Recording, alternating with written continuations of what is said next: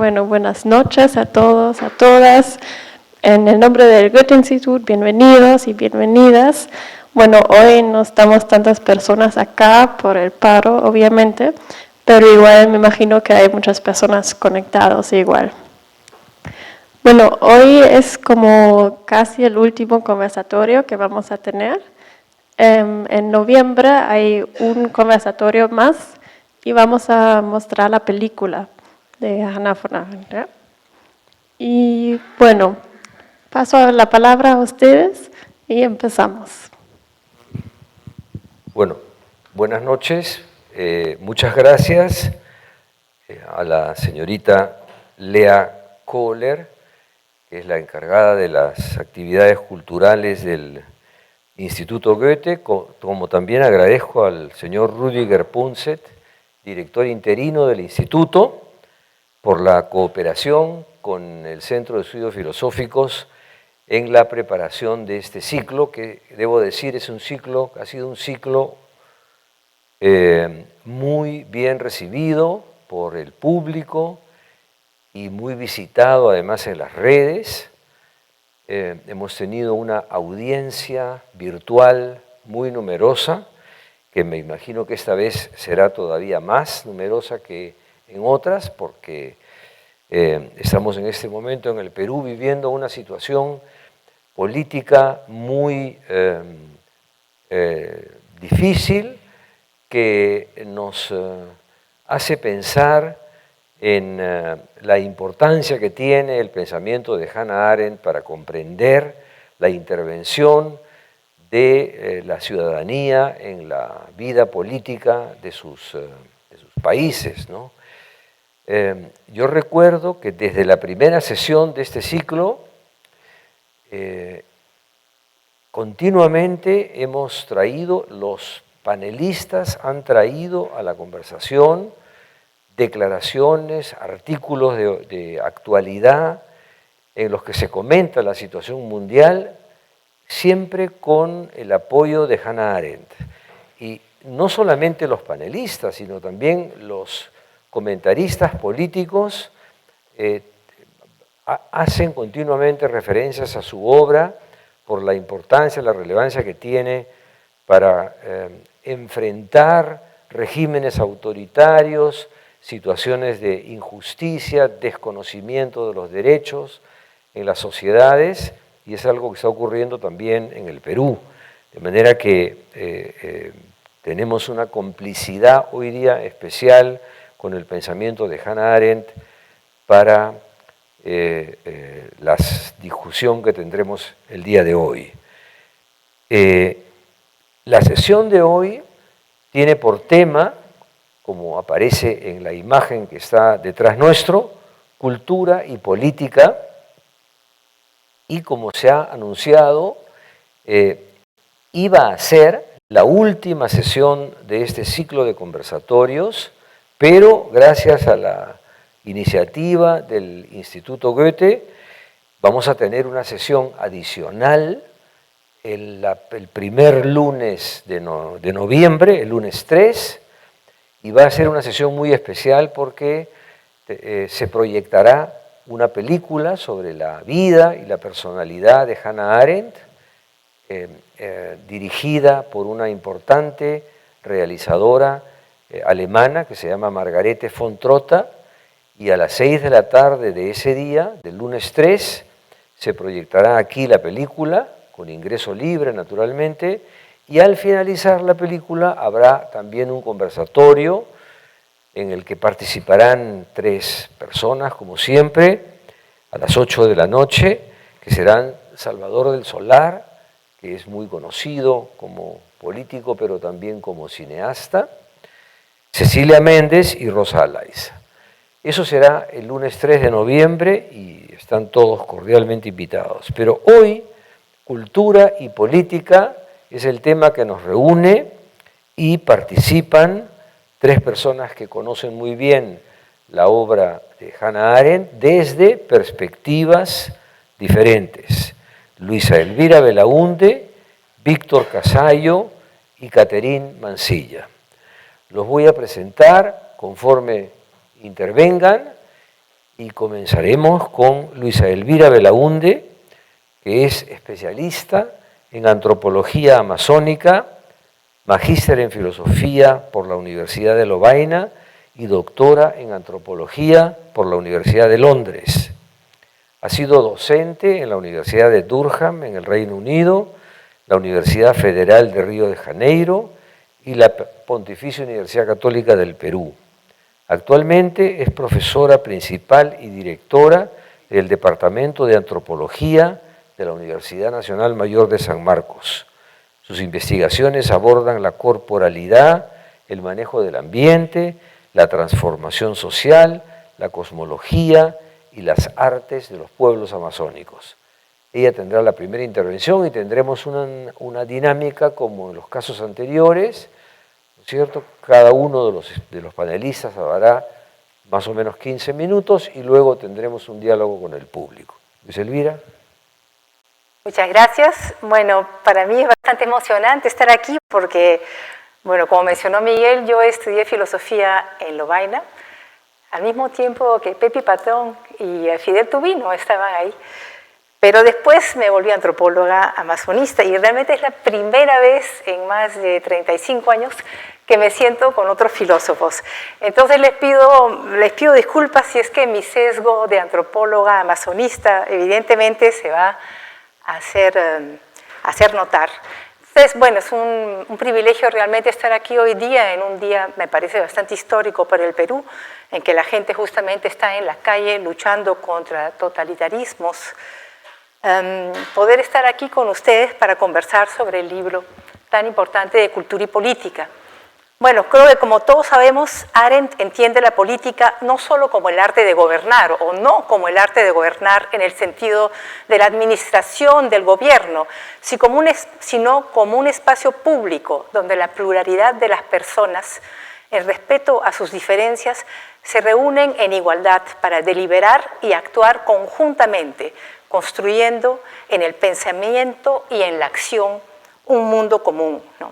Para ella, la cultura es el ámbito de reflexión, deliberación y acción, y por tanto tiene una dimensión fundamentalmente política.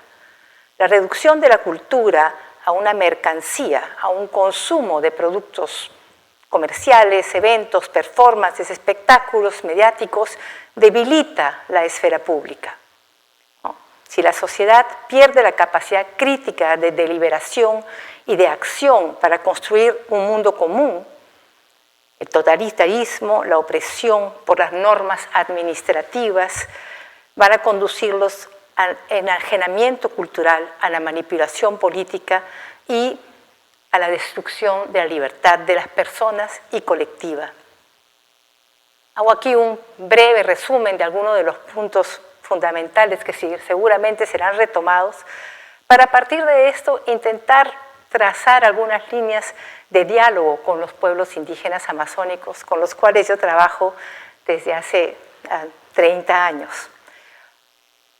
Hay en efecto muchos puntos de diálogo, ¿no? Esa noción de construir un mundo común juntos, a partir de un ejercicio de la cultura, tanto en el pensamiento crítico, en la capacidad de evaluación, de juicio, como en la capacidad de acción.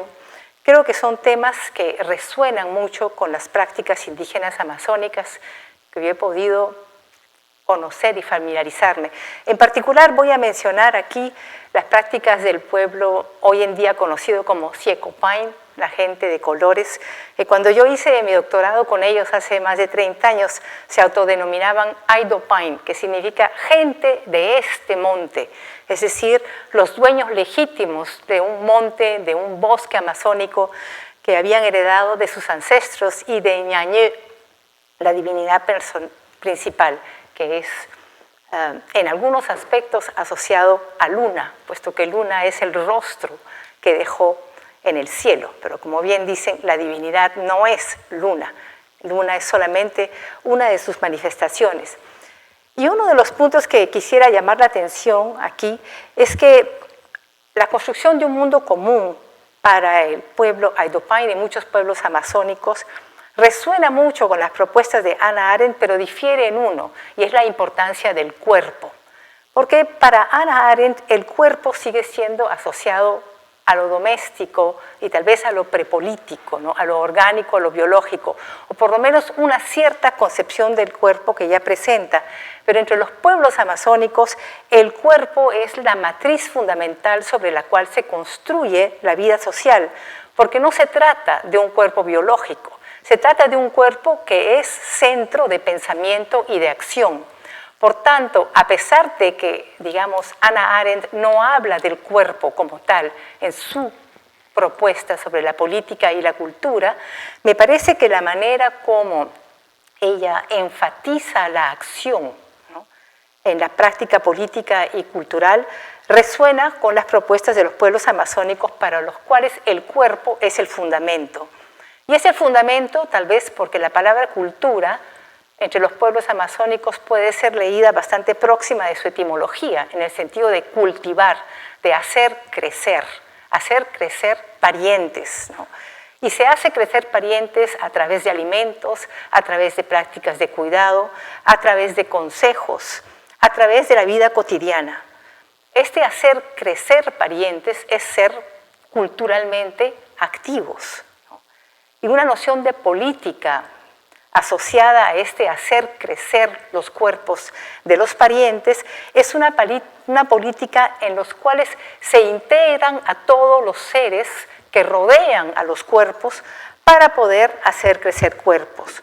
Por lo tanto, la política dentro de los pueblos amazónicos integra a pluralidades que no solamente son estrictamente humanas, sino que son las pluralidades de todos los seres que habitan el entorno amazónico, como son los animales de cacería o las presas de pesca, como son también los seres poderosos, guardianes o dueños de ciertos hitos, la Yacumama, la dueña del agua, o los seres que guardan los grandes árboles. La integración de las pluralidades con sus diferencias es esencial para hacer crecer los cuerpos de los parientes y generar una cultura en las cuales justamente el parentesco crece dentro de un mundo que se hace un mundo de parientes a partir de la integración de la alteridad de los otros seres del entorno. Entonces, la noción del cuerpo es fundamental en la Amazonía y, como les dije, me parece que es una diferencia con Hannah Arendt, pero me parece que la diferencia, sin embargo, no es tan radical así, porque lo importante de la perspectiva de Hannah Arendt en la política y en la cultura está en la deliberación y en la acción. Para los mundos amazónicos se encuentra en el cuerpo, que no es un cuerpo biológico, sino un cuerpo pensante. Hay una cosa también muy importante en el caso de los pueblos amazónicos, y es la noción de la falibilidad. Las cosas son falibles. Los seres humanos solo podemos vivir bien un poco. La famosa noción de vivir bien, que ha sido retomada, por ejemplo, en la Constitución de Bolivia y de Ecuador, y de las cuales se ha hablado muchísimo en ciertos círculos intelectuales, en la práctica, en la acción, en el crecer de los cuerpos, es una noción que, más que una condición humana, revela un proyecto humano, un quehacer humano, porque nunca se vive bien plenamente, siempre se vive bien un poco nomás. Y ese es justamente el gran desafío de hacer parientes en un mundo falible, donde es necesario integrar la pluralidad de los otros, de los seres otros que nos rodean.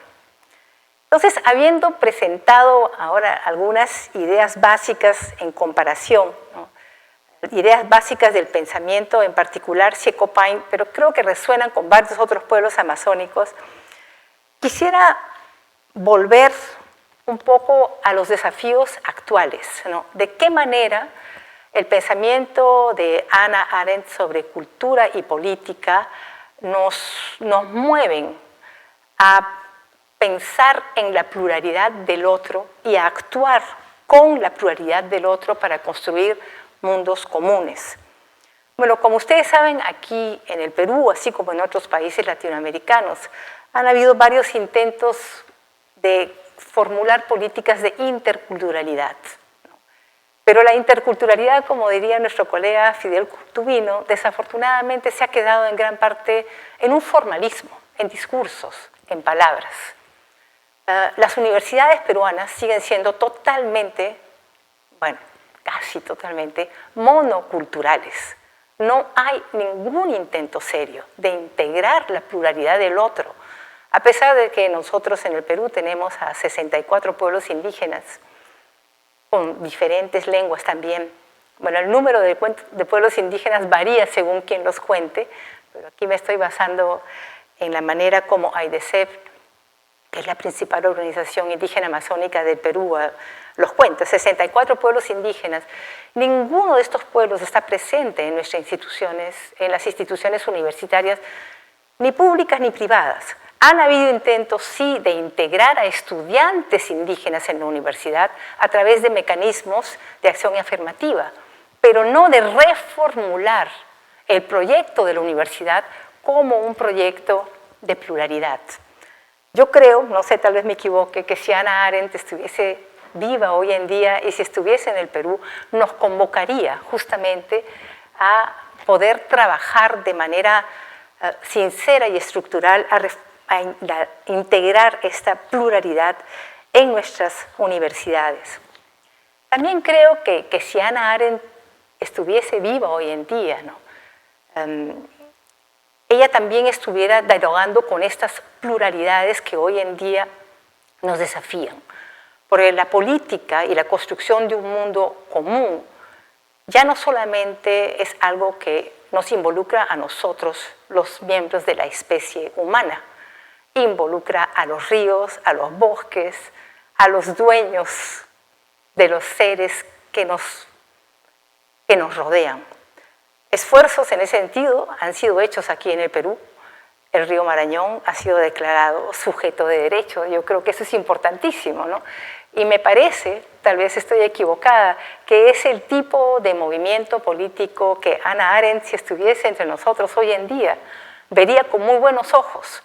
Una pluralidad de iguales que mantienen sus diferencias, pero que reconocen las dignidades y respetan las dignidades de todos para poder formar un mundo común en el cual no solamente la especie humana es la que reina, sino todos aquellos que compartimos el planeta. Definitivamente los movimientos políticos de hoy tienen todos como tela de fondo la crisis climática, la crisis ambiental en la que nos encontramos y el hecho de que nos relacionamos con la Tierra como si fuera un recurso, cuando la Tierra es nuestro hogar, es nuestra madre. No es simplemente una cuestión romántica, es el único planeta que tenemos para vivir. Y me parece que la noción de pluralidad a la cual nos convoca Hannah Arendt, la noción de acción política, hoy en día, de repente, se ha continuado en ciertas figuras filosóficas importantes, también mujeres, ¿no? Estoy pensando, por ejemplo, en Isabelle Stengers, o Stengers, a depender cómo se pronuncie, que es una filósofa de la ciencia belga, ¿no? No creo que ella abiertamente dialogue con Hannah Arendt. Sin embargo, varias de sus propuestas pueden ser vistas como una continuación, ¿no?, de Hannah Arendt, ¿no? Ella nos habla ya no de una política y de una cultura, sino de una cosmopolítica. Es decir, de un encuentro de pluralidades en busca de un mundo común, pero donde las pluralidades no son solamente humanas, sino también no humanas o más que humanas, como el mar, el ambiente, los bosques, el desierto, y donde la tierra no es visto como un recurso para el uso humano, sino como un otro con el cual se puede llegar a un mundo común, ¿no?, para la supervivencia de todos, ¿no?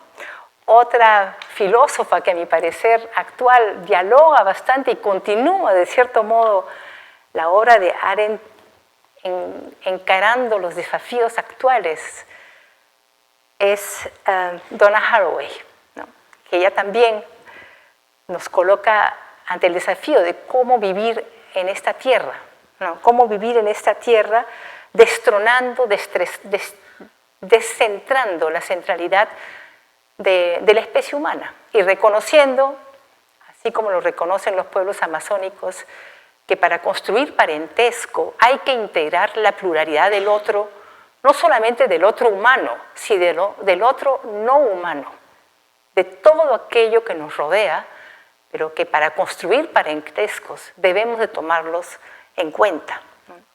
Entonces, Donna Haraway, tal vez como ustedes saben, en su libro Para quedarse con el problema, porque no podemos escapar del problema en el que nos hemos metido, estamos en él, ella propone, ¿no?, este concepto del chuluceno, que son mundos tentaculares, mundos de relaciones, en el cual tejer parentescos con todo tipo de seres.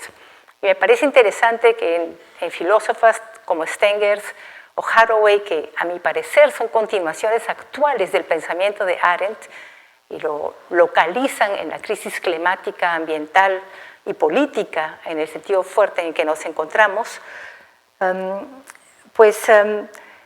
es fundamental que el otro haga parte de estas nuevas políticas, ¿no?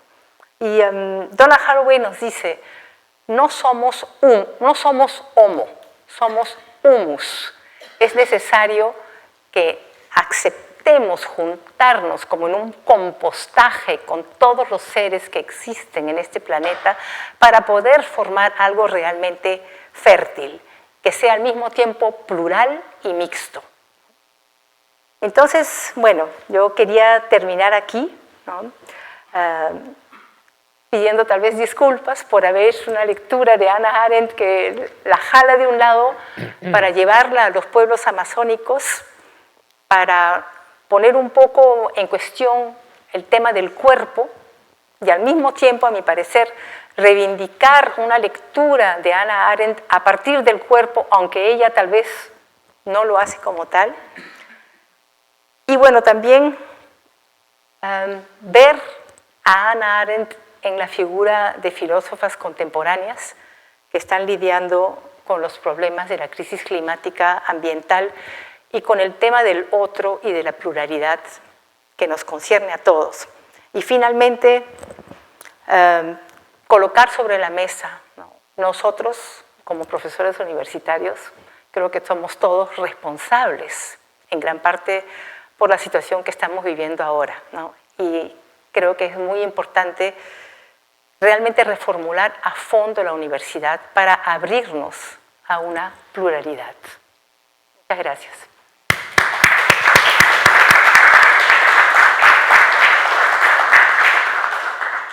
Bueno, muchas gracias, Luisa Elvira. Yo creo que ha sido muy interesante y muy estimulante esta lectura del vínculo que puede tener el pensamiento de Hannah Arendt con las culturas amazónicas, justamente buscando esa familiaridad, ¿no?, de la, digamos, del vivir un mundo común, construir un mundo común, de prestar atención a la pluralidad de las experiencias culturales en general. Me parece que ha sido muy interesante y que enriquece, creo yo, mucho la perspectiva con la que estamos tratando de interpretar ahora a Hannah Arendt, ¿no? Vamos a dar ahora la palabra a Víctor Casayo, filósofo, actualmente jefe del Departamento Académico de Filosofía y Teología en la Universidad Antonio Ruiz de Montoya, en donde también es profesor principal.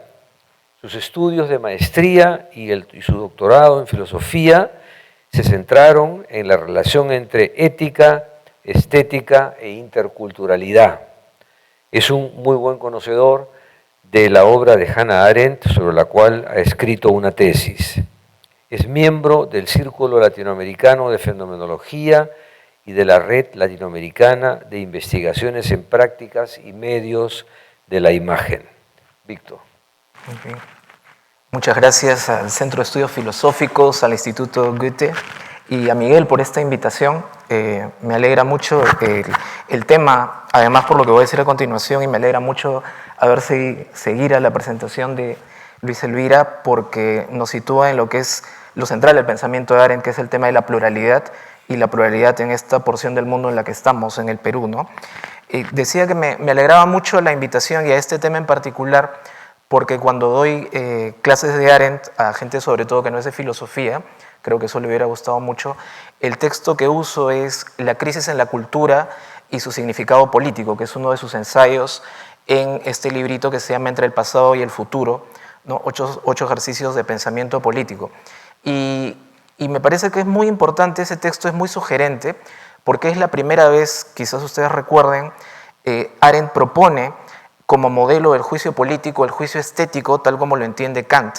Y en este ensayo de Arendt, de la crisis en la cultura, es la primera vez que ella menciona esta relación entre lo político y lo estético, ¿no? Y entre las narraciones y la actividad del pensar.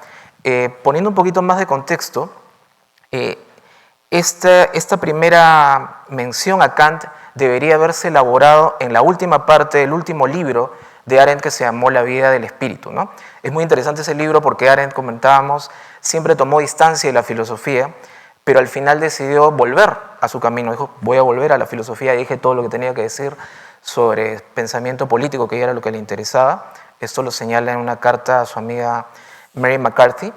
Y entonces, luego del libro de Eichmann en Jerusalén y los problemas que hubo en torno a ello, ustedes recordarán, el comienzo de La vida del espíritu para Arendt es si el pensar, que es una actividad que requiere salirnos del mundo y al parecer de la pluralidad, puede evitar el mal, y el mal es el totalitarismo, ¿no? De la época.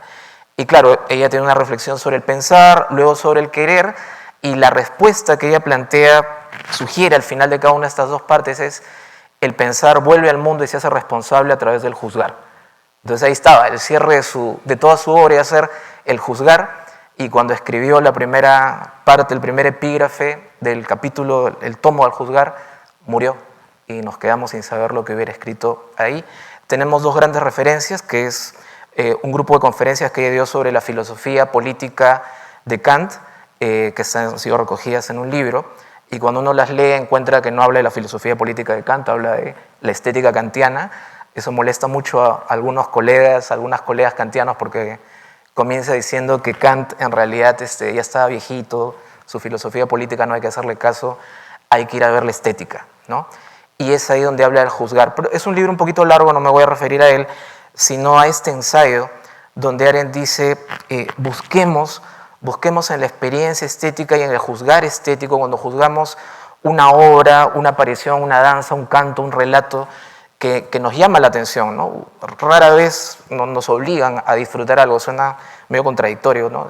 Conjugar el verbo disfrutar de esa forma, pero cuando disfrutamos una creación artística, una creación estética, nos sale juzgar y nos sale conversar con otros y con otras de ello, y eso es lo que le interesa a Arendt, ¿no? Entonces creo que una pregunta interesante como pre-cierre, que quede bien que la próxima reunión va a ser en torno a una película y hablar sobre ella, creo que es qué le interesaba a Arendt en la cultura y la relación que ella veía con problemas como los que estamos viviendo en este momento en nuestro país.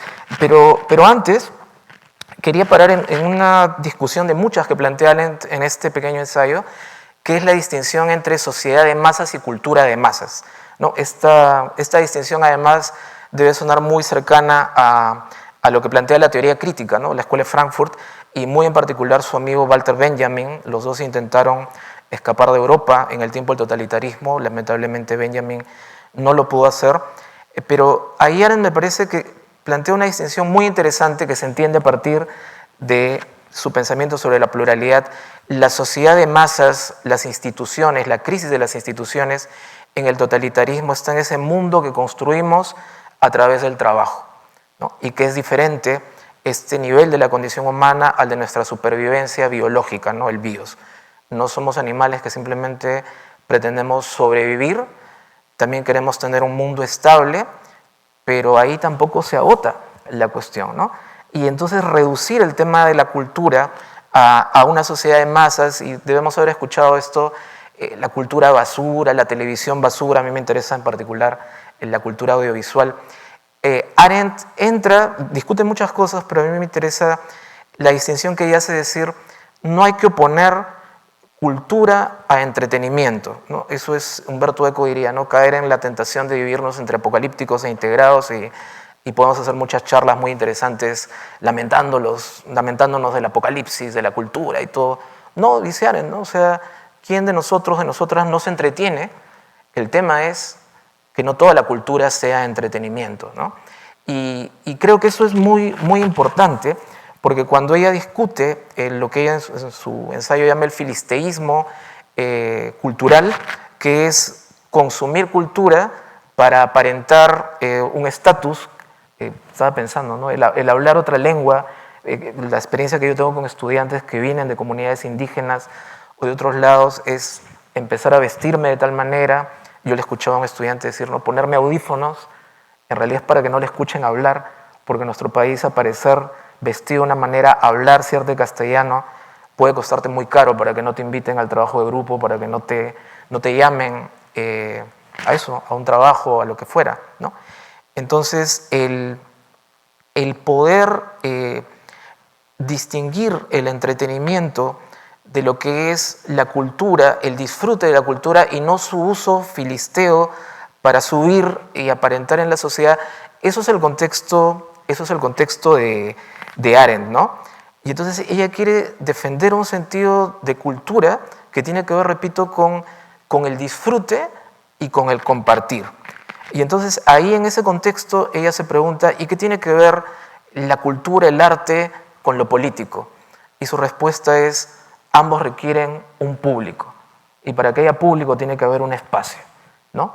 Y un espacio que quisiera pensar un poco como el que tenemos aquí, el que se puede abrir a internet, que no siempre es así, porque es un espacio donde cada uno y cada una ve de una manera diferente, habla de una manera diferente. Y entonces ahí es donde la pluralidad se puede hacer presente. Y donde el pensar, no es muy importante, en otros conversatorios he discutido esta diferencia en Arendt entre lo social, el resolver los problemas sociales graves que estamos viviendo en este momento, pero el no reducir el problema de nuestra convivencia a la generación solo de nuevos procedimientos, de repente en un lenguaje, ¿no? El lenguaje de la gestión social, ¿no? Las maestrías de gerencia social, de gestión social, sino una experiencia de poder reconocernos en estas diferencias, en esta pluralidad. Y eso es lo que le interesa a Arendt, ¿no? La lectura, pues, sus ejemplos, porque ella es del mundo, cultivaba mucho el mundo clásico, ¿no? Los antiguos clásicos griegos como Martha Nussbaum, ¿no? Dice, todavía las tragedias griegas nos pueden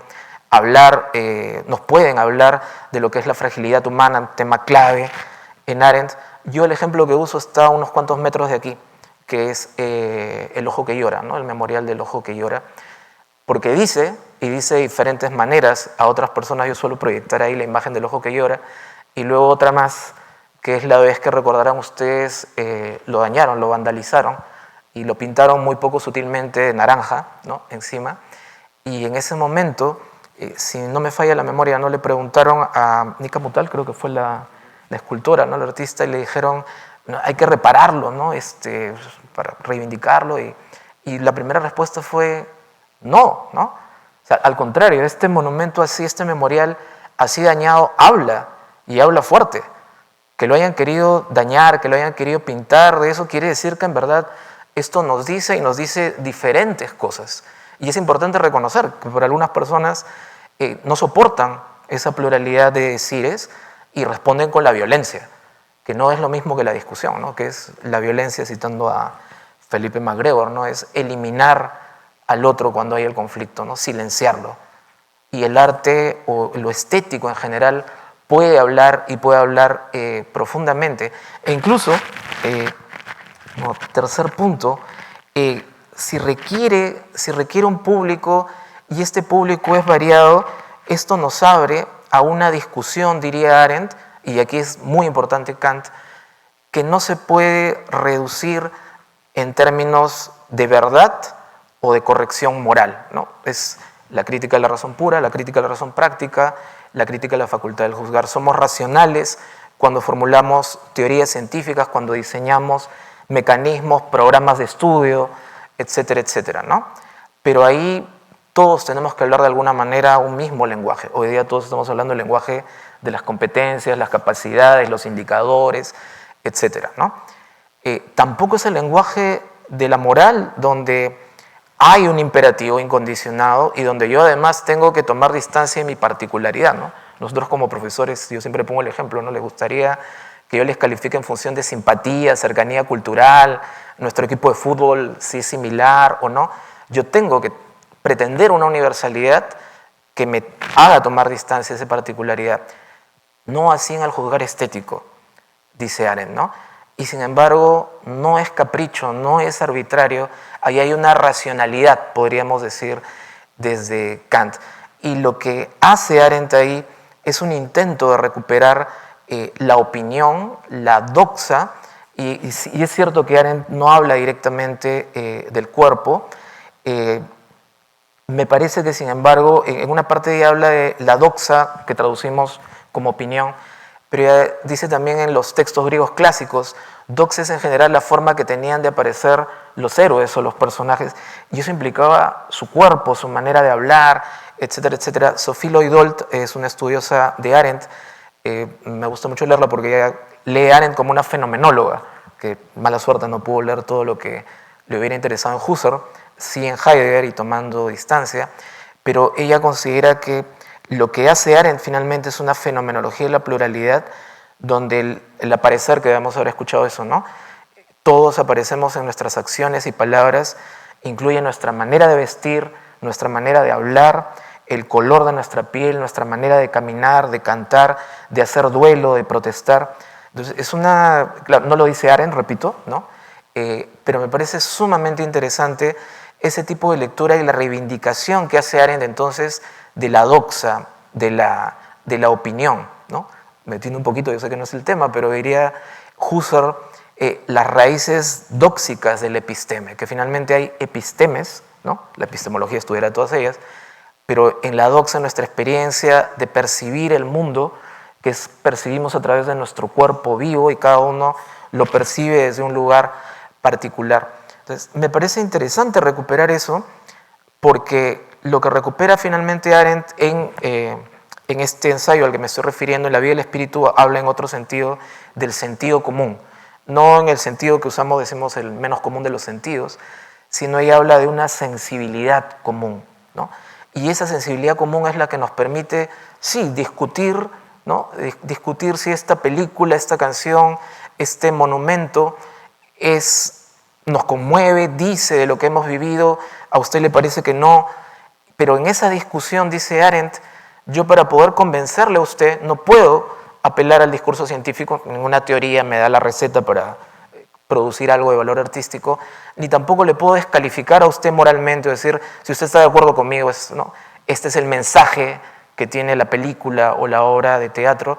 Yo para poder convencerle debo escucharle en su manera de sentir, en su manera de formular las cosas, y así yo volver sobre mi propia experiencia y elaborarla para que a usted le sea entendible. Y eso es lo que a Arendt le parece fundamental para el discurso político.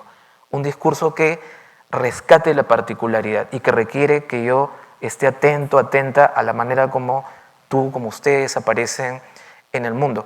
Y eso me parece, para terminar, sumamente importante para no recaer en esto que decía de pasadita al inicio, la seria objeción que tiene Arendt contra los filósofos, contra los científicos sociales y contra los científicos en general, que podemos haber creado, recreado otro mundo de abstracciones que nos sirven antes para contemplar y ahora para manipular el mundo cotidiano. A ella le interesa recuperar ese mundo cotidiano, por eso la condición humana se iba a llamar originalmente por amor al mundo, pero eso significa recuperar las palabras de todas las personas, ¿no? Y por eso quería terminar con una cita de Arendt, me parece muy, muy bonita, y una invitación a que este tipo de metodologías, formatos que permiten a las personas hablar, creo que es lo que ella estaba pensando cuando decía recuperar lo político, ¿no? A través de la palabra, ¿no? Cito, dice: ninguna filosofía, análisis o aforismo, por profundo que sea, puede compararse en intensidad y riqueza de significado con una historia bien narrada. Fin de la cita. Creo que en nuestro país tenemos muchas narraciones y muchas maneras de narrar que pueden enriquecer este diálogo.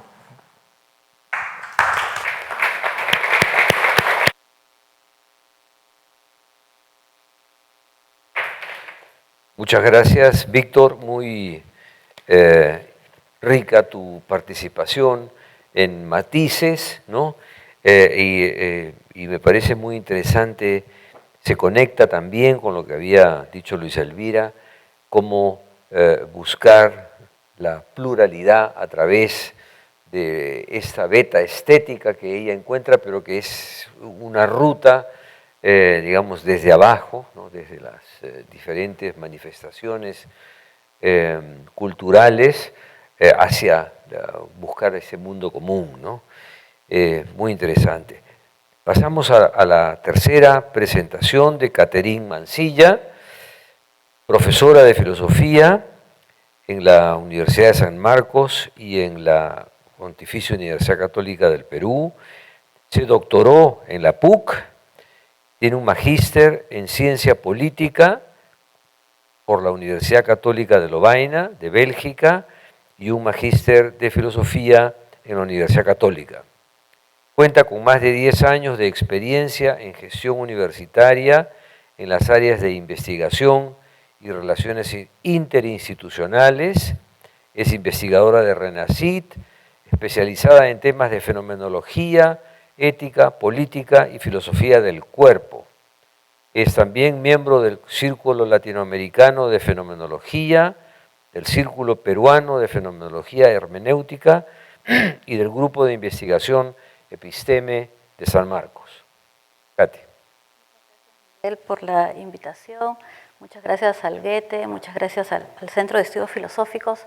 Yo me preguntaba qué podía hacer hoy para enlazar el tema cultura y política y elegí algo más en la línea de política, pero creo que tiene un correlato cultural muy importante que es la desobediencia civil.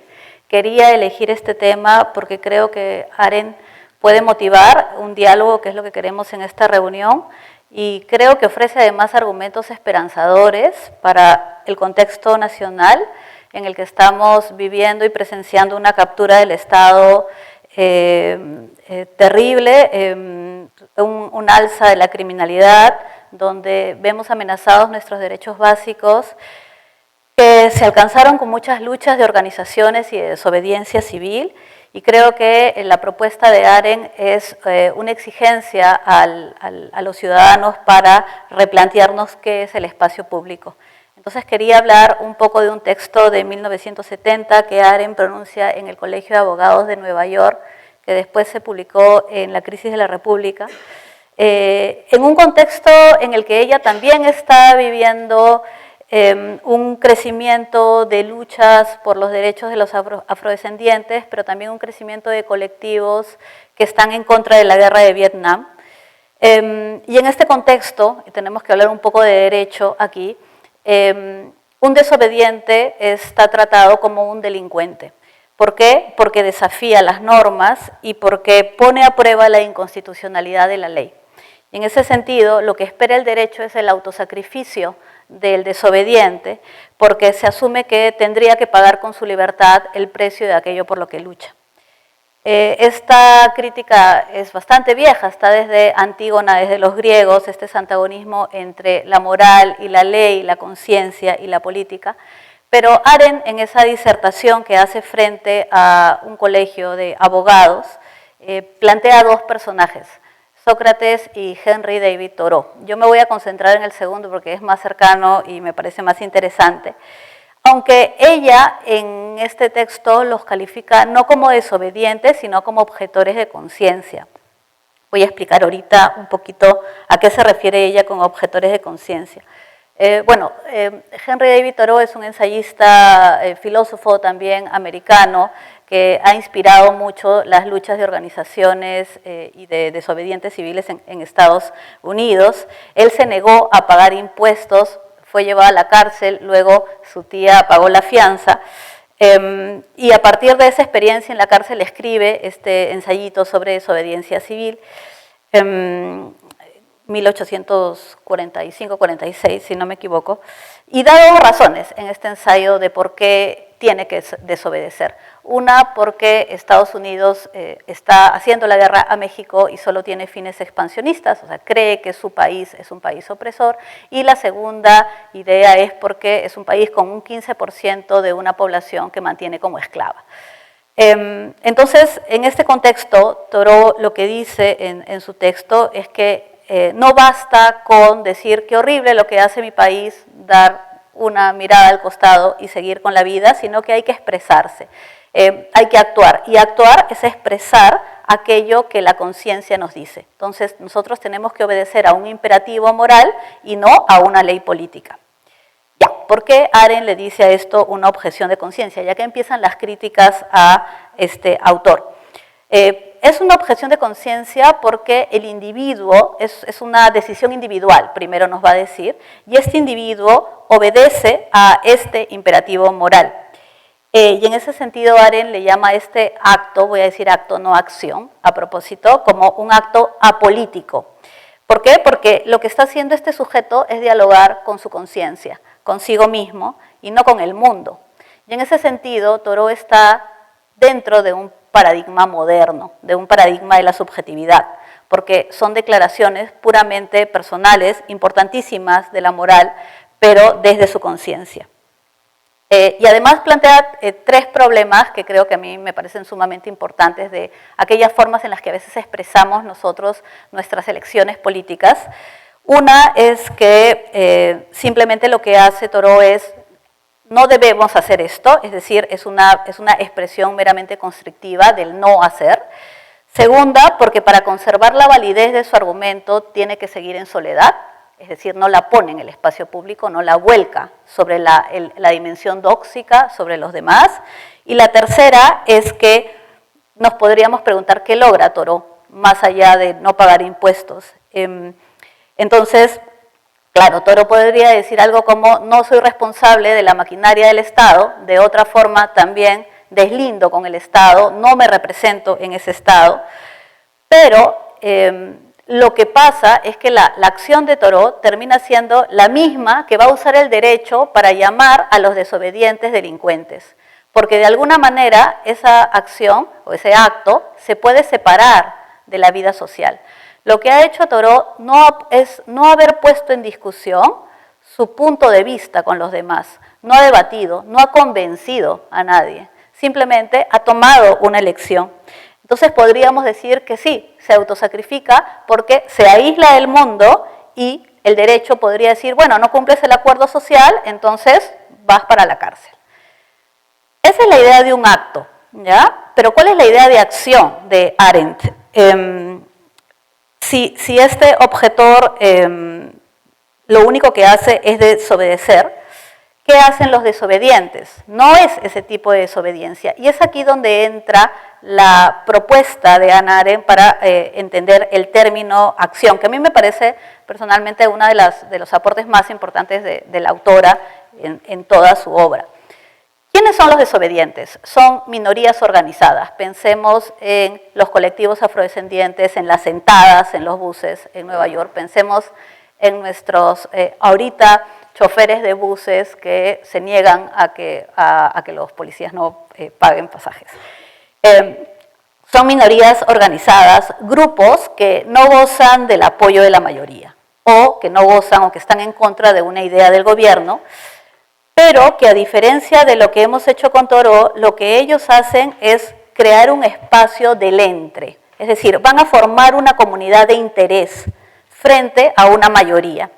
Y esa conclusión de su comunidad de interés es la que quieren hacer notar, quieren hacer presente, quieren hacer aparecer, manifestar ante los demás. Puede ser una posición contraria al gobierno o contraria a la mayoría.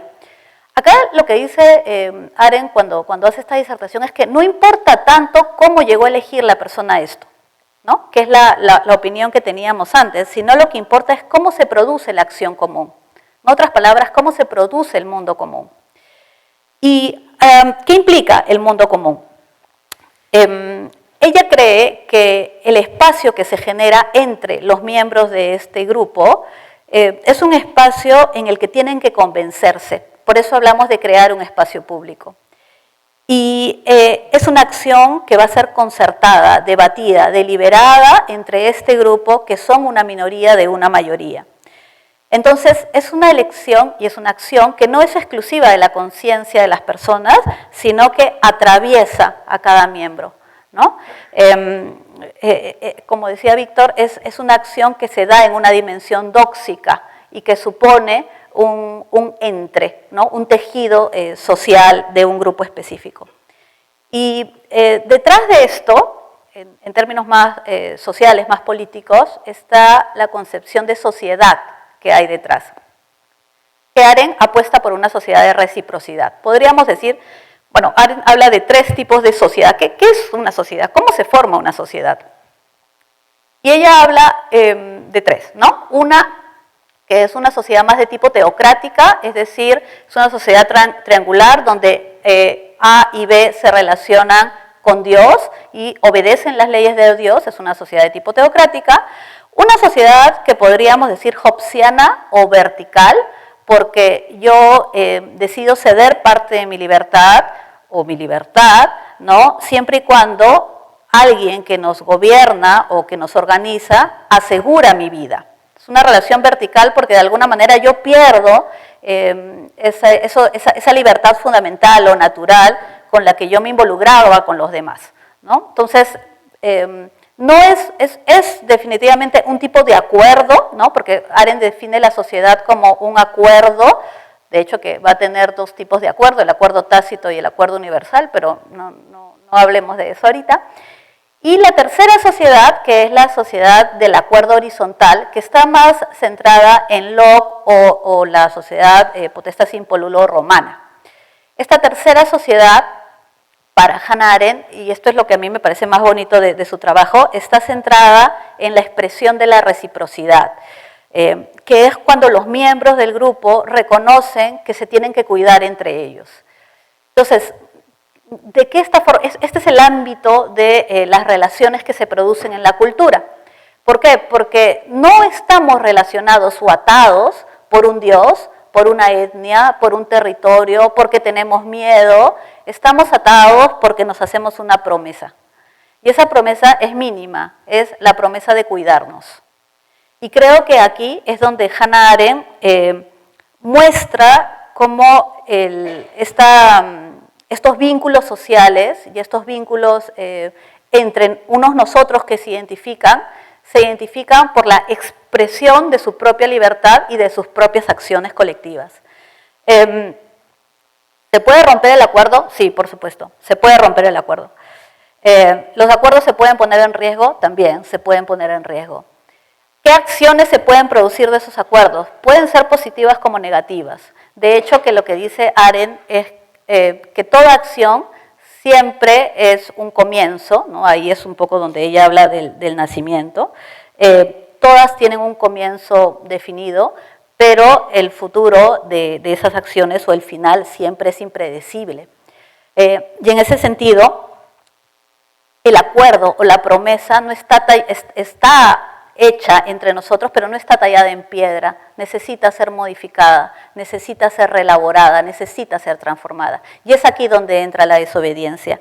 ¿Por qué? Porque si estamos hablando de la acción como una red de transferencias y de entrelazos humanos, y si nos comprometemos en reciprocidad, entonces también estamos hablando de la desobediencia como una posibilidad de transformar esas relaciones de acuerdo. Entonces cito una frase de Thoreau que dice: la única obligación que justificadamente debo asumir es la de hacer a cada momento lo que considere justo. ¿Cómo transforma Arendt esta frase? Diría: la única obligación que como ciudadano justificadamente debo asumir es la de hacer promesas y cumplirlas. En este texto que he querido comentar hoy, Arendt habla de la desobediencia y dice, parece ser la desobediencia el acontecimiento primordial de esta década, de los años 70. ¿Por qué? Porque está creciendo y porque cada vez tiene formas más sofisticadas, artísticas, completamente creativas. Yo hace poco estuve en la marcha, salía Elmo, salía el Hombre Araña, llevando carteles contra el gobierno. Y en realidad, si uno revisa la desobediencia, siempre ha estado presente en la historia. Entonces, cuando Arendt va mirando este acontecimiento primordial, ¿por qué utiliza la palabra primordial? A mí esto me parece interesante, porque tal vez la desobediencia es cultura política, ¿no? No es cultura y política, sino es cultura política. Y creo yo que no hay forma más viva del acuerdo que esta posibilidad que ofrecen los desobedientes, que no hay que mirarla como una amenaza, que no hay que mirarla como un peligro, sino simplemente como el anuncio o la exigencia de una promesa que se está rompiendo o una promesa que tiene que revisarse. Bueno, en otros politólogos, filósofos como Mouffe dirían que es una agonía política, ¿no? Una agonía democrática. Me quedan 2 minutos. Quería aprovechar para hacer un comentario sobre algo que decía Víctor, que es la autodenominación que se da Arendt a sí misma como teórica política y no como filósofa, en clara oposición a la filosofía moderna de sobrevuelo.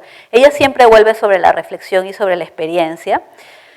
Yo siempre me he preguntado, también ahí tengo algunas distancias con Arendt, si analiza siempre los hechos como testigo o se involucra con los hechos y de qué manera involucra, o sea, cuál es la vida de Arendt o la forma más allá de teorizar y de explicar las cosas filosóficamente.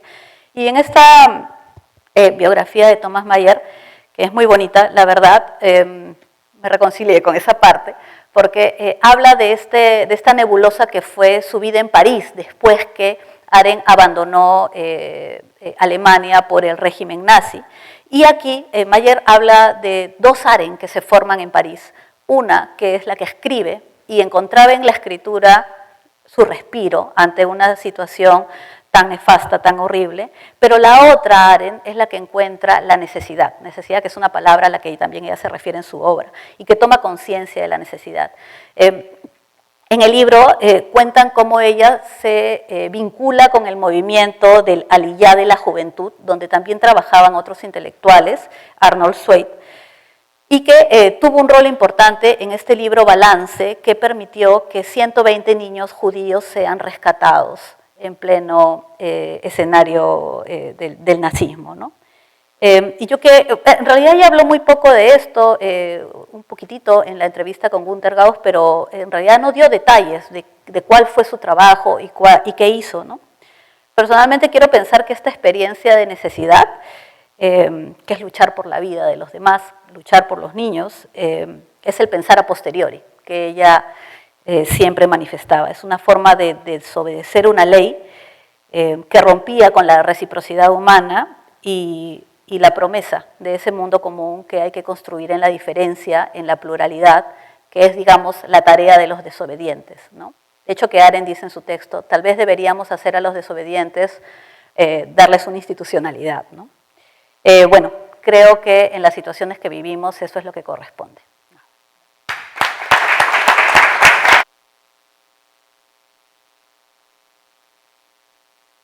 Muchas gracias, Katy.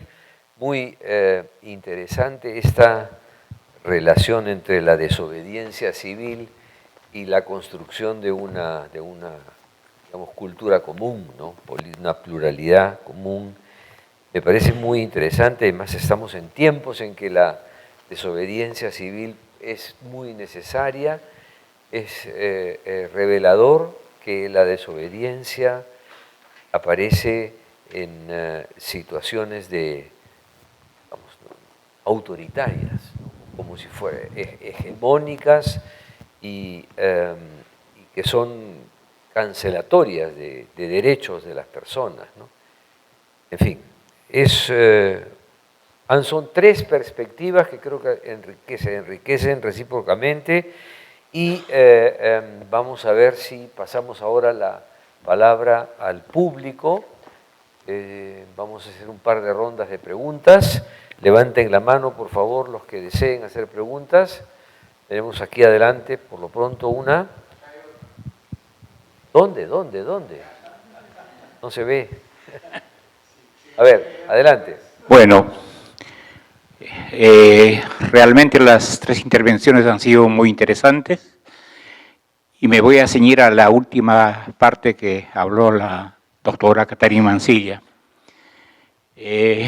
Respecto al concepto de Arendt sobre interpretación y acción, ¿qué le parece en el pensamiento de Hannah Arendt aquella frase famosa del filósofo alemán: no es importante interpretar el mundo, sino transformarlo?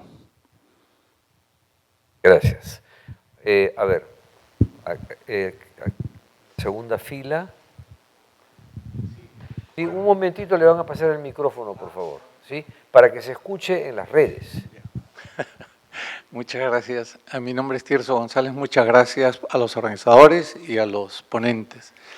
Lo que me ha sugerido estas tres presentaciones es, por ejemplo, con Elvira, ¿no? La cuestión del sabio y el filósofo, si hay alguna diferencia, ¿no?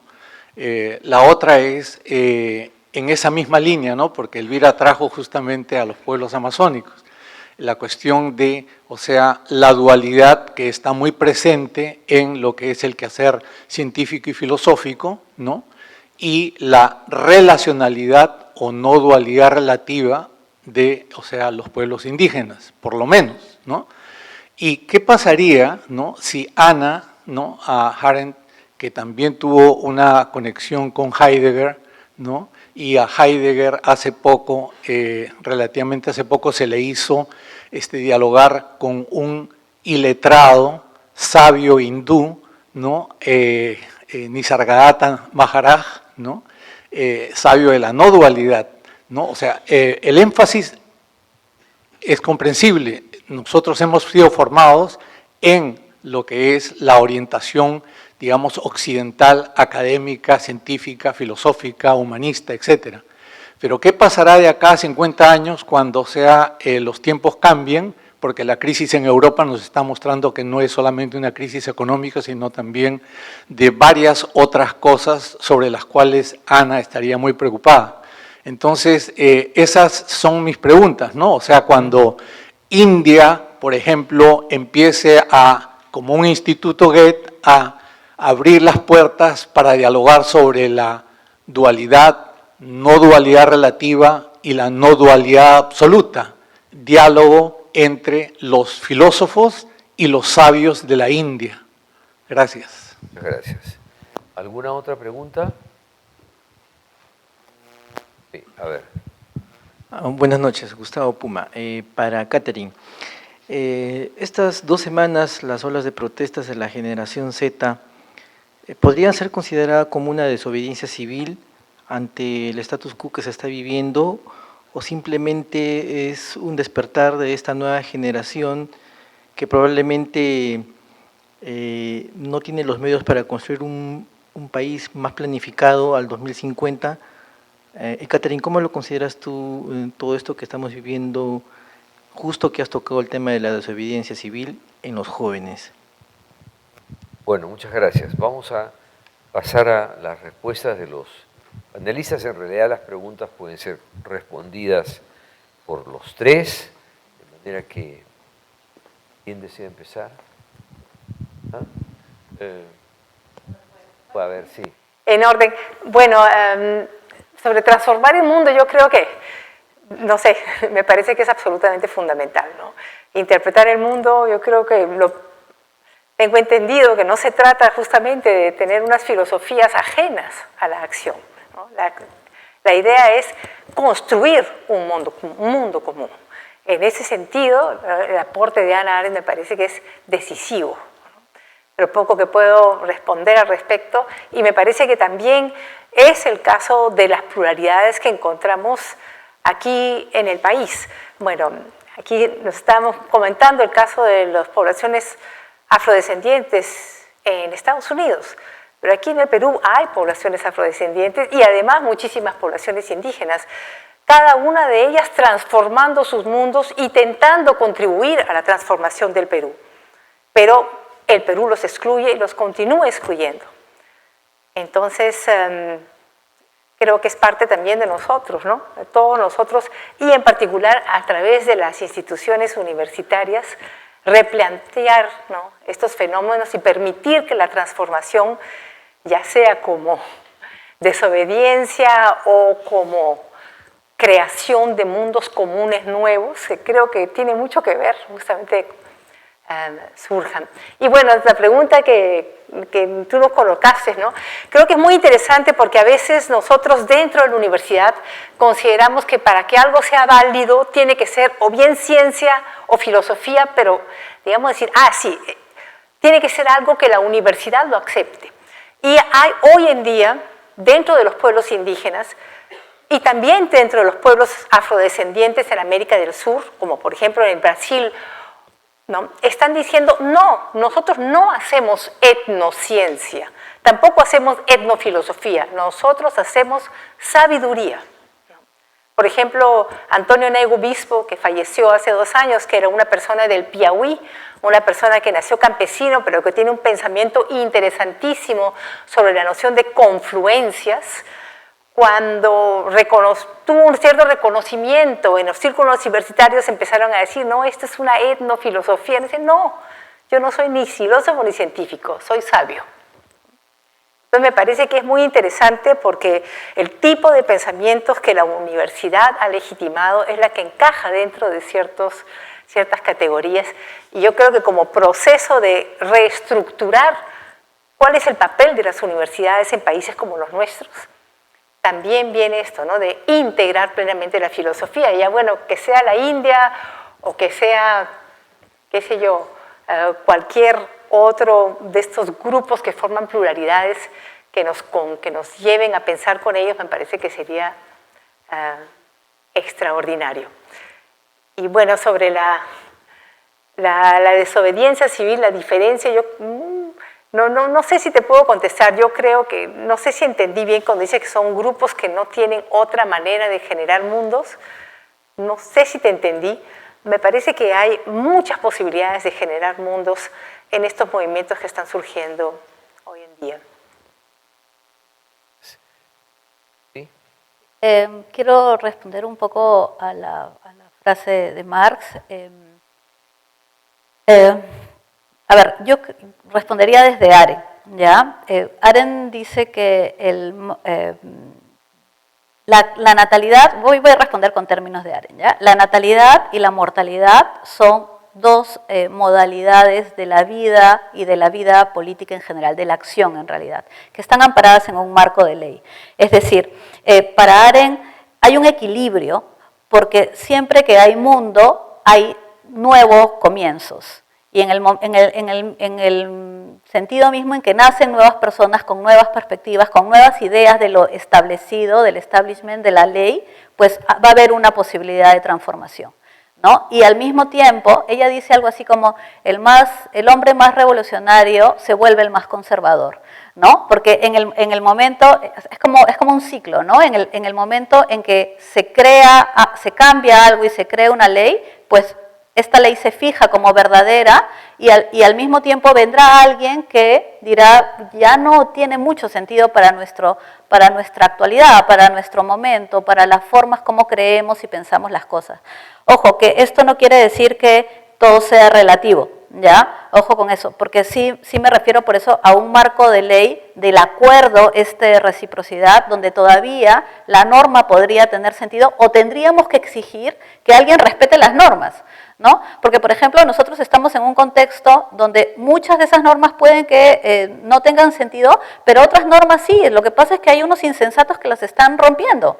Entonces, la dinámica que hay entre ley y comienzo y mortalidad es un proceso de vinculación del espacio público. Entonces, creo que Arendt sí diría que sí, o sea, hay que actuar y por eso no tenemos solo que expresar, tenemos que encontrar estas posibilidades, como dice Rosa Elvira, estas posibilidades de vincularnos de otras maneras en la acción. la universidad puede ser una, la calle es otra, los colegios son otros, es salir un poco de nuestro espacio para descubrir esta idea del mundo común.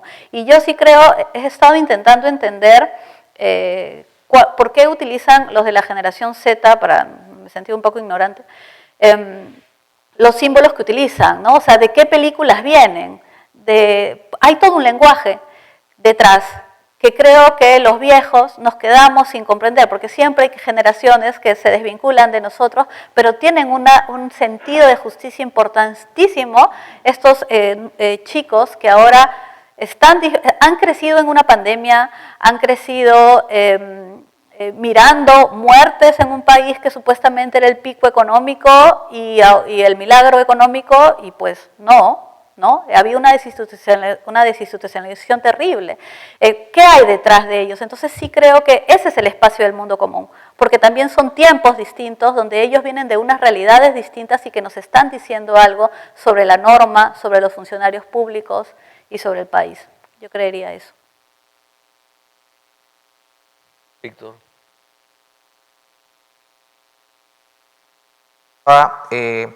Un comentario de Arendt en el libro sobre Eichmann en Jerusalén, sobre Sophie Scholl, y ella comenta luego de la guerra cómo se eleva su figura en Alemania y advierte contra ese tipo de elevación heroica, ¿no? Es algo así como hay que ser como esta mujer que a pesar de que todo el mundo decía algo, ella hizo otra cosa, dijo, eso es distorsionar lo que ella hace más bien, ¿no? Y él lo contrapone justamente a Eichmann, ¿no? Que ustedes recuerdan, yo obedecí, y hasta en un momento invoca a Kant, y como ha recordado Katy y recuerda Arendt, lo que hizo Sophie Scholl fue hablar con su hermano y con otros compañeros, y hablar, y a partir de ahí hacer cosas que de repente tan efectivas no eran, aunque eran muy valientes, ¿no? Hacer un panfleto contra los nazis en medio del totalitarismo, pero ella quiere rescatar ese espacio de diálogo y de acción donde aparecen, ¿no? Donde aparecen las personas y como recuerdan la condición humana, a veces un grupo de personas muy pequeñas al hablar generan poder que es diferente a la fuerza que se puede acumular con las armas, los soldados, etcétera, etcétera, ¿no? Y me hacía pensar, escuchando a Katy y recordando a Sophie Scholl, lo importante que son los nombres de estos dos jóvenes que no solo hablaron y protestaron, sino que murieron, ¿no? Inti y Brian, porque no se trata de endiosar a mártires, ¿no? Ni captarlos para mi rollo. Estaba pensando cómo se les ha vilificado y hasta se ha burlado de sus nombres, ¿no? Y en los nombres también hay, lo Inti, si leo un poco simbólicamente, ¿no? Como que retoma eso que a veces también es un peligro decir, ¿no? La sabiduría ancestral, porque medio como que la arqueologizamos, ¿no? Y Brian, que además es algo que es como de bromas contemporáneas también, ¿no? Que es también este entrecruzamiento global que hay ahora de nombres y identidades, y me hace pensar mucho eso en lo que estás comentando, Katy, sobre la desobediencia y los espacios que pueden ser las universidades, los colegios para acoger, y en fin, creo que eso es todo otro tema de acoger lenguajes, no solo que tengamos clases en quechua, en quichua, en ahuajún o lo que fuera, sino las maneras de hablar, de narrar, de formular y repito, ¿no? de celebrar y de protestar, ¿no? Entonces me pareció muy, muy interesante cómo hemos coincidido. ¿Y la generación Z? A mí es bien curioso el nombre, ¿no? Pero yo me voy más por lo que comentaba Katy de los símbolos de los chicos ahora, ¿no? Por ejemplo, el que yo conozco. Claro, que es una bandera de un anime, ¿no? Que al menos hasta donde yo lo he leído, eso no es de las cosas que yo veo. Muy político no es, pero sí habla de amistad, de aventuras y de romper. Hay otro, porque no ha sido la primera vez que se ha usado en el sudeste de Asia, se ha usado otro que sí es, si alguien lo ha visto, tiene cuestiones políticas, de derechos humanos, militarismo, es genocidio, que se ataca a los titanes, Shingeki no Kyojin, y se ha usado porque también creo que no es solo algo que le dice a los chicos y chicas que están ahí, sino es una forma de aparecer al resto del mundo, ¿no? Yo me enteré por un artículo académico, además, en tal sitio del mundo están protestando usando esta figura de anime. Es que ahora en el espacio público hay como una pretensión a través de los medios de comunicación que estaba viendo, ¿no? Que estamos ahorita en internet, hay esta conciencia de ser vistos, ¿no?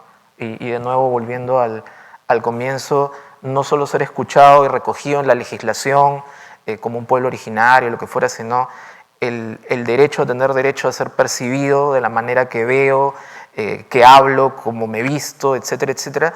Y curiosamente las culturas y las promesas sí tienen raíces, para parafrasear un libro muy interesante, pero también tienen alas y se recrean, ¿no? Y usan estos nuevos símbolos y estos nombres, ¿no?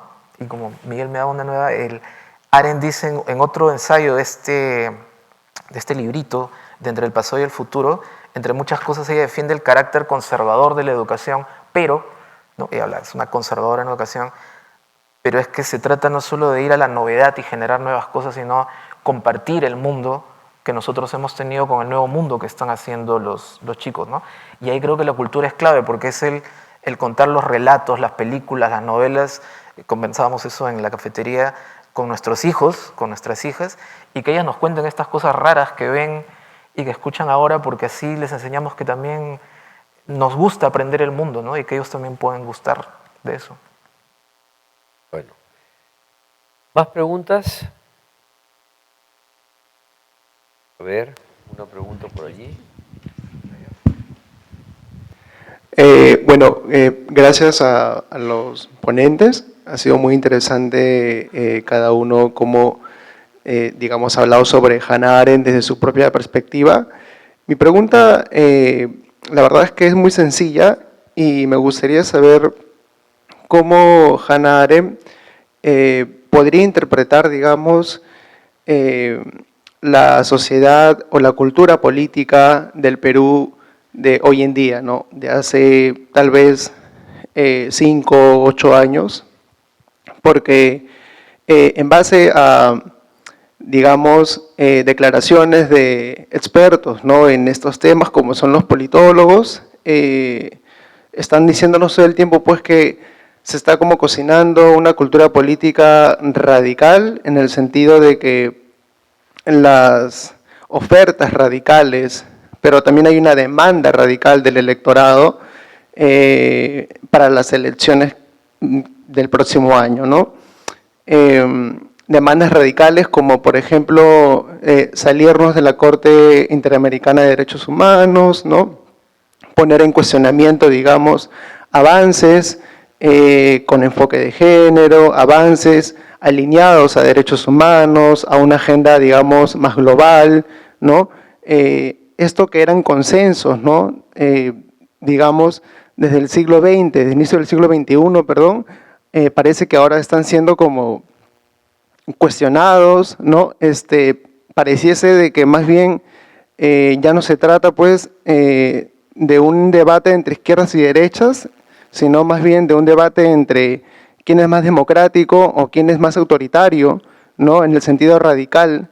Y claramente no se trata solo del Perú, ¿no? Porque hoy en día vemos también movimientos sociales radicales de derecha radical que de alguna manera se ponen en este concepto de desobediencia civil, ¿no? De alguna manera, ¿no? No solamente en, digamos, en Occidente, sino inclusive acá en Perú. Hemos visto en los últimos años cómo hay movimientos sociales de derecha radical, ¿no? Entonces, ¿cómo Hannah Arendt, digamos, podría interpretar, ¿no? Saliendo también de los politólogos, ¿no? Podría interpretar, digamos, esta sociedad radical peruana, ¿no? Pregunta, esta cultura. por favor. Concrete de una vez la Sí. pregunta, sí.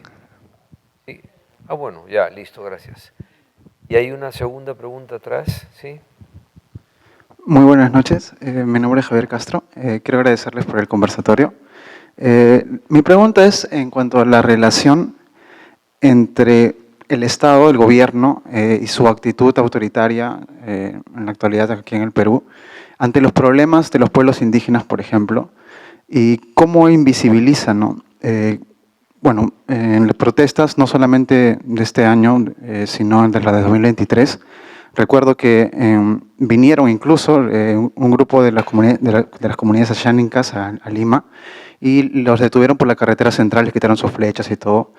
Y en Ayacucho la represión, los muertos que hubo en Juliaca. Entonces, esa actitud, ¿cómo alimenta que no solamente en el gobierno, en la administración pública, se trate así a los ciudadanos y también en la invisibilización de sus problemas, la deforestación, economías ilegales, etcétera? ¿Y qué relación tiene ello con el comportamiento y cómo alimenta la discriminación de la sociedad en su conjunto. O sea, que no solamente se queda en el Estado, sino que de alguna manera también se traduce en muchas formas, ¿no? En que los ciudadanos tal vez ven cómo se comporta el Estado y no tienen un ejemplo positivo en tratar de manera diferente a estas comunidades menos favorecidas, ¿no? Ya, listo. Bueno, creo que son preguntas así, no las puedo responder tan fácilmente, pero me parece que definitivamente por detrás de este apagamiento de las pluralidades de pueblos con diferentes, digamos, ya sea afrodescendientes, indígenas, otros, está el hecho de que se considera a la tierra como un recurso y lo que se quiere es acceder a este recurso, ¿no? El Perú es básicamente un país que vende sus recursos y las personas que interfieren en esa concepción van a ser excluidos del diálogo, aunque hay un discurso aparentemente incluyente, pero la práctica tal vez no lo sea. Entonces, otra vez más, yo creo que, retomando con Stengers y Haraway, que me parece que son figuras contemporáneas que le dan una continuidad vital a la noción de pluralidad, de política y cultura de Arendt, con transformaciones, pero en el contexto actual, me parece que no solamente se puede hablar de tal o tales pueblos siendo excluidos, sino de nuestra relación con el planeta, porque al fin y al cabo eso es lo que está realmente al fondo de todo esto. Y igualmente, en la protesta de hoy, uno diría que tienen que ver los transportistas con todo lo que está detrás. Pero sí, entonces yo lo único que diría es eso, ¿no? Construyamos un mundo común en el que estamos pensando en nuestro planeta común. Tal vez esto es algo, una manera en que me parece que el pensamiento de Hannah Arendt sería realmente muy relevante. Habíamos hablado de Thoreau como apolítico porque solo piensa en su conciencia. Hannah Arendt lo que más le preocupa creo que es lo antipolítico. Y lo antipolítico es cuando a una persona le quita su condición de ser persona. La pluralidad es la condición de la política. Sin pluralidad no hay política. Y en ese sentido, todo lo que estamos viviendo que va hacia una especie de homogeneización de los puntos de vista es algo que nos tiene que preocupar muchísimo. O sea, mirar cómo en la Municipalidad de Lima vuelven símbolos de personas, ¿no? Vestidos de fascistas, que puede ser acción, ¿ah? O sea, también eso es acción, o sea, pueden haber deliberado para manifestar de alguna manera, pero que justamente va con romper la pluralidad. ¿Ya? Es muy peligroso lo que estamos viviendo ahora y por eso creo que cualquier forma que o cualquier modalidad que se esfuerce en anular la pluralidad, anular la vida activa y las diferencias, eso también es importante porque Hannah Arendt habla de la distinción. La distinción es este momento en el que los desobedientes o cualquier otra persona aparece en el mundo para diferenciarse de los demás, para mostrar una identidad que es diferente. Y esa diferencia es lo que hace viva la acción política. Entonces, en el momento en que esto desaparece o que esto se va homogenizando o que esto se va ocultando y nos reímos, nos parece que son personas que exageradas, ¿no? O estamos yéndonos a los radicales, de verdad debería ponernos en alerta y preocuparnos hacia dónde vamos con ello. Yo creo que estaría un poco así, Hannah Arendt. Sí, yo comentaría como el reverso de lo que dice Katy, ¿no? Casi lo mismo. Creo que lo preocupante, parte de lo preocupante creo que es, retomando lo que decía también Luis Elvira, es que somos un modelo de crecimiento económico, ¿no? O sea, los indicadores, ojalá que estuviera en Perú para hacer negocio y estamos viviendo lo que estamos viviendo. O sea, creo que esto que se discute mucho en Arendt, repito, la diferencia entre lo social y político, a mí me parece que somos un ejemplo muy triste, ¿no? O sea, podemos tener una presidenta y un congreso con un nivel que en el extranjero dicen es ridículamente impopular, pero ahí seguimos, ¿no? Y podemos estar en la situación que estamos de claramente insatisfacción, de protesta, de zozobra, y sin embargo ahí siguen los indicadores económicos que no son mentira. O sea, el tema es que no son mentira y puede seguir funcionando, entre comillas, la sociedad así, ¿no? Yo creo que eso, creo que habría que resistir la tentación, me permito decirlo, Arendt, de decir, a ver, ¿qué dice la filosofía en vez de lo que dicen los científicos políticos? Creo que hay que prestarles atención y a los trabajos de campo para ver qué es lo que piensan las diferentes personas, porque no todo el mundo piensa igual, y más todavía, creo que no piensan como nosotros, como lo que se está diciendo aquí, ¿no? De no resistir a replicar esa distancia entre los que sabemos y podemos salir del mundo de los asuntos humanos, porque en ese mundo hay muchas formas de pensar y de sentir, como has dicho, Katy, ¿no? He recordado, ya no acá en el Campo de Marte, sino en el Parque de las Aguas, lo que ha sucedido hace unos días, ¿no? Pero hay personas que piensan así, y que piensan, cuando habla de los derechos humanos, no de la declaración, si las han leído o no, sino si hay que matar a los violadores, si a los sicarios hay que...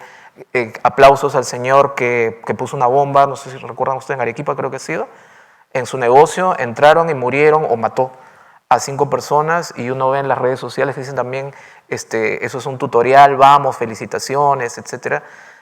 Si no empezamos a escuchar eso, aunque nos resulte tremendamente chocante, creo que vamos a seguir con una institucionalidad que funciona y las personas estamos aparte, ¿no? Personas en plural, como ha recordado Katy. Bueno, estamos con este conversatorio cerrando un ciclo, aunque ya anuncié que habrá una nueva sesión, pero cerrando un ciclo en el que yo creo que hemos podido apreciar la enorme vigencia que tiene la obra de Hannah Arendt, casi diría hasta lamentablemente, porque es el mundo que ha vuelto o está retornando a vivir procesos de intransigencia, autoritarismo, de violencia y de anulación de la pluralidad, ¿no? Pero entonces yo quisiera pedir ahora a todos que despidamos a los panelistas con un fuerte aplauso.